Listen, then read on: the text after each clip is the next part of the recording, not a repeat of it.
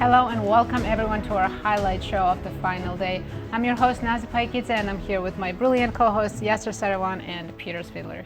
It was certainly a wonderful, wonderful day. Yes. And let's take a look at the final standings. Yes, let's see. Vladimir Fedoseev won the event with $40,000 as well. Second place, Maxim Vashelograf taking home $30,000 and 10 Grandchester points.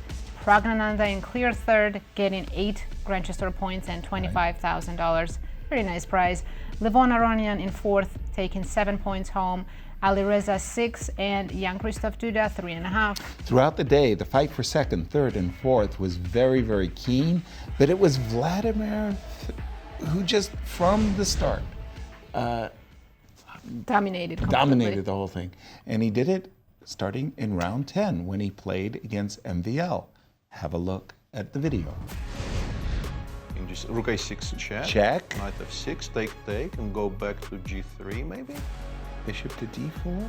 Well, dropping the yeah, okay, he's going to do it now. Because now the rook on b2 is hanging. Okay. This is anybody's game. Rook takes a2. Oh, I'm not sure I liked king g8, maybe king h5. But this is incredible. Who's even playing for a win now? It's a 3-result game, let's be fair. I mean, the clocks are a decisive factor. It's all about there is rook pressure. a6 check. Better now. Well, he'll play rook d6. Those passers are very, very dangerous. Also go king e7, right? Yeah, but I think rook d6 is just strong. I think we're playing for a win after rook d6. Oh wow, his pawn is almost unstoppable now. Yeah, and MVL kind of leans back because he did not anticipate that. Where did that? If he ends up winning this game, really... Okay, that's perfect. That was great.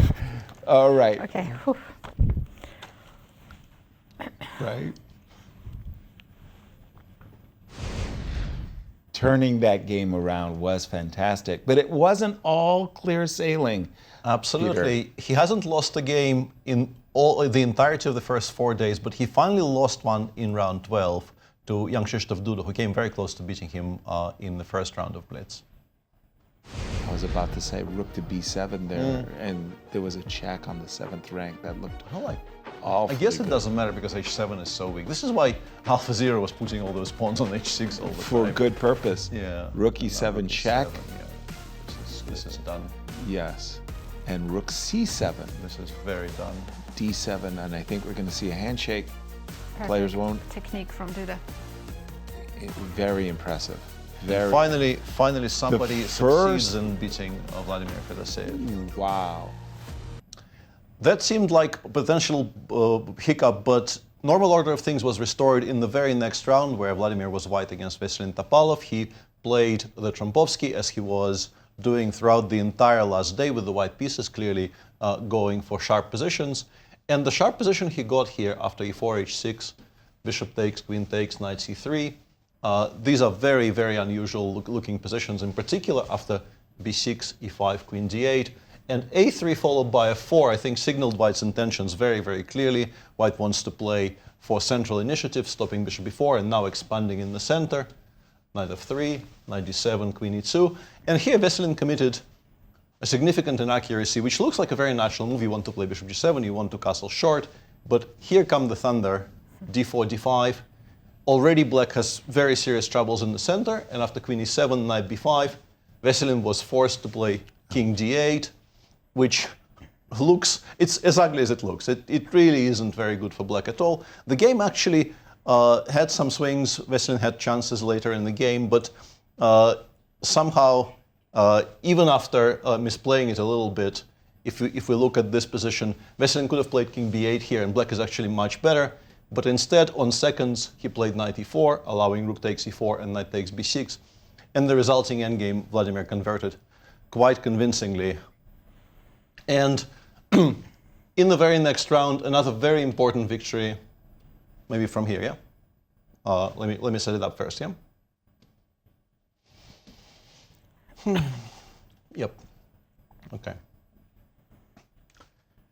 Another very important victory was achieved by Vladimir in the very next round, where he was playing against Prague, who had a decent day up to that point and was definitely looking to challenge for second in particular if he manages to beat Vladimir with the white pieces. Black is doing fine, but then for a moment Vladimir lost control, because in this position knight d4 is stronger than the chosen move knight b4, and knight takes a2 in particular is a little bit optimistic, allowing white suddenly these mating ideas with queen h6. The engine says starting with rook cb1 is even stronger, but you can definitely understand Prague opting for queen h6, because you create this very, very strong threat of knight g5. Mating attack is potentially lethal for black. And Vladimir had a minute and a half here, and in the studio we saw that the engine suggests the move bishop d5, and we kind of universally nodded and said, yeah, that's not happening. Mm-hmm. You don't find a move like this in a blitz game. Vladimir paused, left himself half a minute, but he did find it.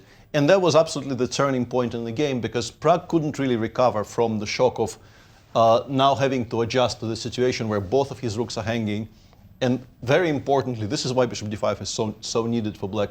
The queen gets to cover the h8 square. Prague played queen h7, king f8. He's still doing completely fine. All of these moves are good. But he burned so much time getting to this position that he kind of panicked, played bishop e6, which is loses, and also in the process of making this move lost on time. So a fantastic show of resilience there by Vladimir Fedoseev, who clearly missed queen h6 and still was able to recollect himself and find the absolute best defense. And once that game was over, you kind of knew how the tournament was going to end. He was going to, as expected, run away with it. Very, very impressive performance by our victor. Thank you, Peter. And with several rounds to spare, Vladimir clinched tournament victory by defeating David. Let's take a look. So here we see our tournament leader. All he needs is a draw, and he's from a position of strength. A draw wins the event. This is no longer a simple conversion, but considering he only needs a draw, he can enjoy it at his leisure. And he's definitely playing for a win. Oh, of course he is. With the extra pawn, for sure. Okay, rook to e5? Rook e6 check, rook e5 check. Or rook e5 immediately, no? Yeah, or even that. Yeah, actually go for it. And then king f5, and you cannot play rook c5 because I think the pawn ending is lost. That is, and he's allowed the pawn ending, rook e5. Isn't this winning? It's easily. Very easily winning, right? Yes, and that does it. That does it. That's a winning king and pawn ending. And that's ending. the title in a very emphatic fashion there for Vladimir Fedoseev. Well done. Just simply well done. We're going to see king h7, last move. Even g4, g5. G4? You no longer need to G5. There you have it. Well done. Huge congratulations to Vladimir Fedoseev, winning the event with 3 rounds to spare. 5 out of 6. He just picked up where he left off, Peter. He's still on course for 27, by the way. If he wins the last 3, he's still on course for 27. Well, we were lauding his 8 out of 9. He might get it again. He gave up a loss, but the man at the moment. And there he is, congratulated by the chief arbiter, Chris Bird. Simply a sensational performance. Historic. Absolutely.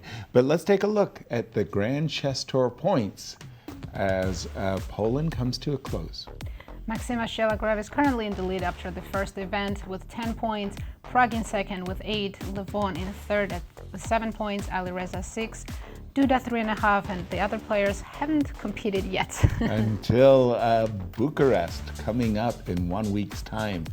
And what a way to close the opening leg with just an outstanding performance by Vladimir. Our congratulations. So just great. Thank you. Display of sustained brilliance, I would say. Right. Thank you for watching, and see you in a week. See you in a week.